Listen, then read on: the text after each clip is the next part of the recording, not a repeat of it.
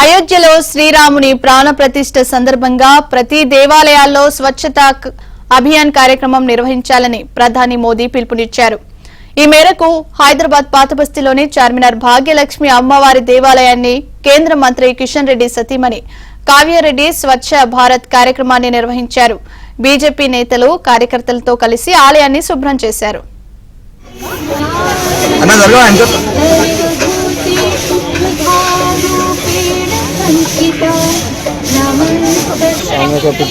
वही जा रहा खाली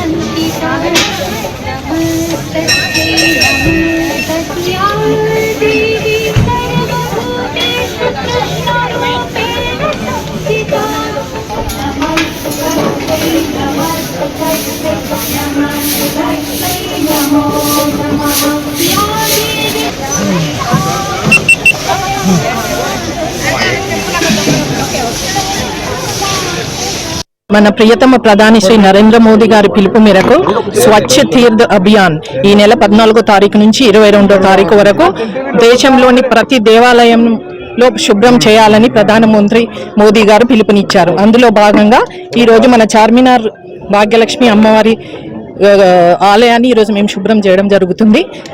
మన దేశమే కాకుండా యావత్ ప్రపంచం ఎదురు చూస్తున్న 500 ఏళ్ల నాటి అయోధ్య రామాలయం ఈ రోజు ప్రధానమంత్రి నరేంద్ర మోదీ గారి చొరవతో ఈ రోజు బీజేపీ గవర్నమెంట్ ఉంది కాబట్టి ఈ పని సాధ్యమవుతుంది. 500 ఏళ్ల తర్వాత ఈ అయోధ్య గుడి నిర్మాణం అవుతుంది. దానికి చాలా సంతోషంగా ఉంది. 22వ తారీఖున సాకారం అవుతుంది. ఆ రోజు బాలరాముని ప్రాణ ప్రతిష్ఠ జరగబోతుంది.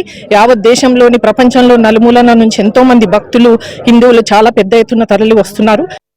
शान्तिरेव शान्तिः सामा शान्तिरेधे ॐ शान्तिः शान्तिः शान्तिः सुशान्तिः।